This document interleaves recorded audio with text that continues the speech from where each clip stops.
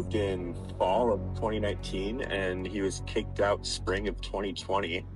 I didn't even know that he was like TikTok quote unquote famous until last night. I saw like a random reel with him in it and I was like, what the hell? He came to my house because from what I understand, the last host home kicked him out because of just mass amounts of property damage. Just like headbutting the walls, kicking the walls. I was told that he just doesn't do well with females and that with a male provider, he would be much better.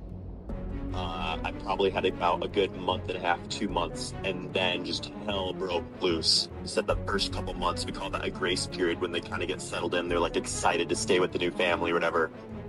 But yeah, I mean, it was absolutely terrible. Kind of just putting a background first here before we get into the good shit. So what else? Also, it's considered person-centered services. It's different when they're an adult. You do not have the ability to like take their human rights away. So if he does not want to take meds, he doesn't have to take them. If he's his own guardian, which he was. If he wants therapy, he has the right to have it. He can refuse. Employment, he can refuse. It's difficult. So like when you're working with an individual like Daniel, who kind of has this delusional mindset of that, you know, he's going to be famous. All these people love him. He's a movie star, a singer. He's more focused on that and just throws away all of the opportunities that are presented to him to help his mental health. Yeah, and Bob, he enabled that. Yeah, he came over to the house multiple times. Honestly, like, as a person, Bob's great. At least when I worked with him. He's very pleasant. I mean, obviously, he cared about Daniel's safety. But he had absolutely no idea how to work with someone with a disability. I'm still trying to get, like I said, I just discovered this last night, so I'm still kind of watching all the videos and the documentaries and updates on Daniel, which has been extremely interesting to see. I mean, yeah, like in the home, I advocated for him to get S1B therapy, which is therapy for individuals who engage in like grooming, potential like pedophiles, or people that have like really bad sexual boundaries. I can tell you, just with living with me, he was trying to groom all of my other individuals who were much less functioning than him.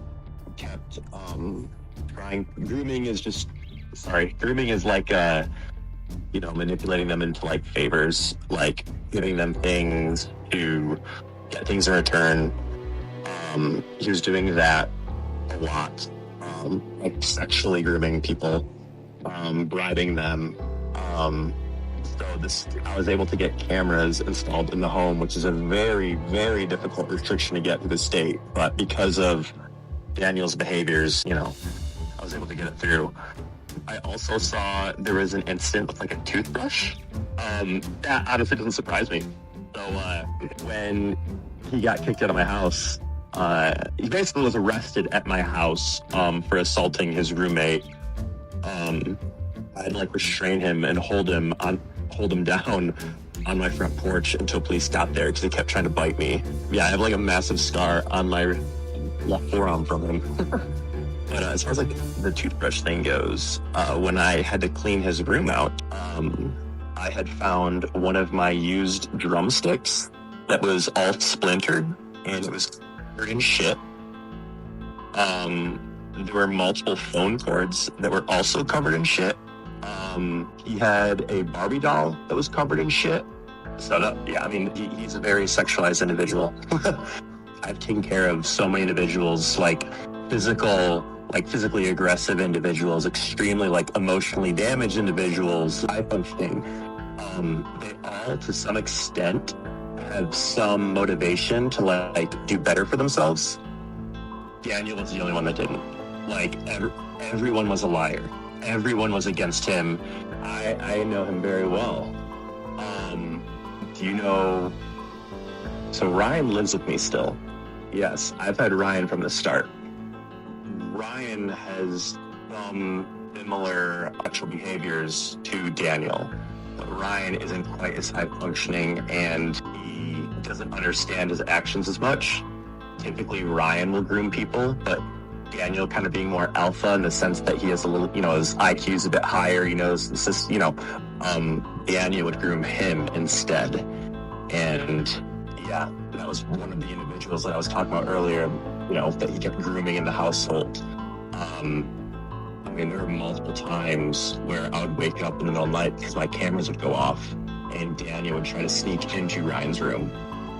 Yeah, it went back and forth, but with no doubt in my mind, Daniel kind of controlled that situation. Yeah.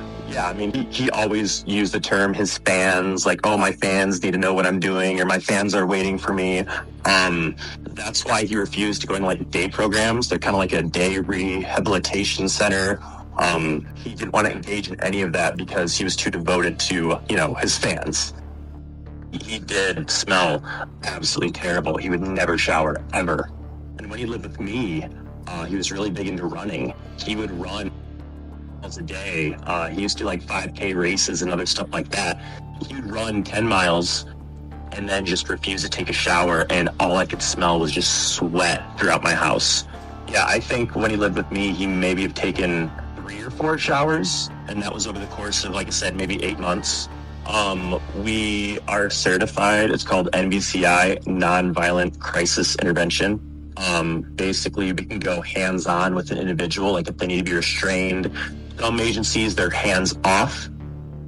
I don't know how that would ever work with Daniel. But there were some weeks where I was restraining him multiple times a day, and I had restrained him because he was hurting himself. He would bash his head in the wall so much. Just bleeding from his face. One time I had taken him to the hospital, he was doing it so hard, he literally started bleeding from one of his eyelids.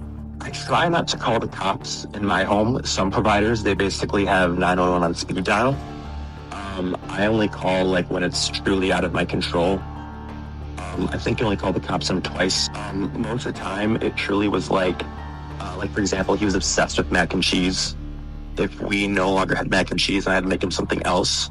He would become extremely escalated and just start picking over and over and over again holes in all the walls. That's kind of the farthest extent it came. Sometimes he'd be mad at me again for any the most pointless things, anything that's just an inconvenience to him. He would get frustrated.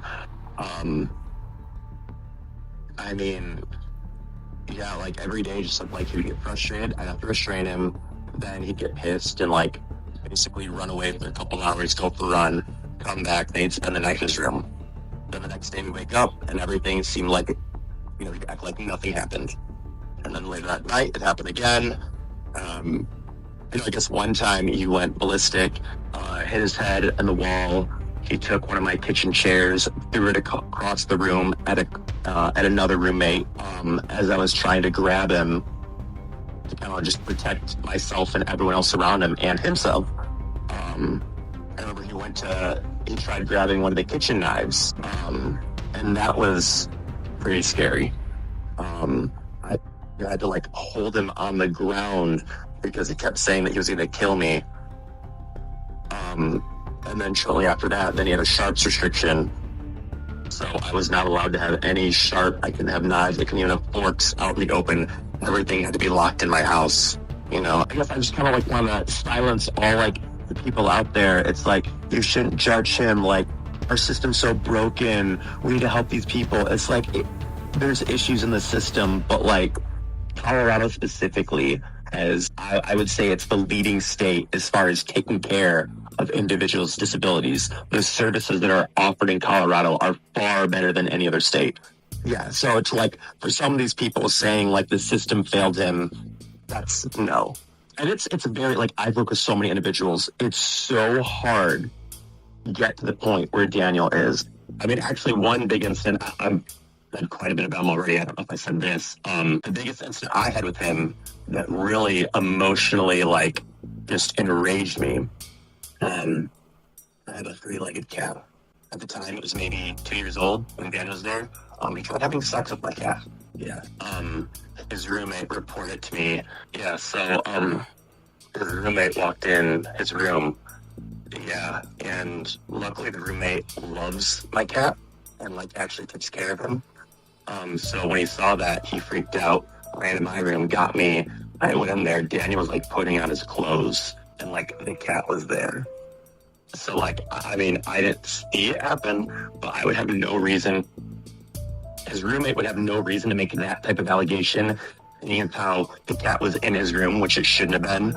Seeing as how he was putting clothes on. I mean, I would have to assume it was, that's what happened.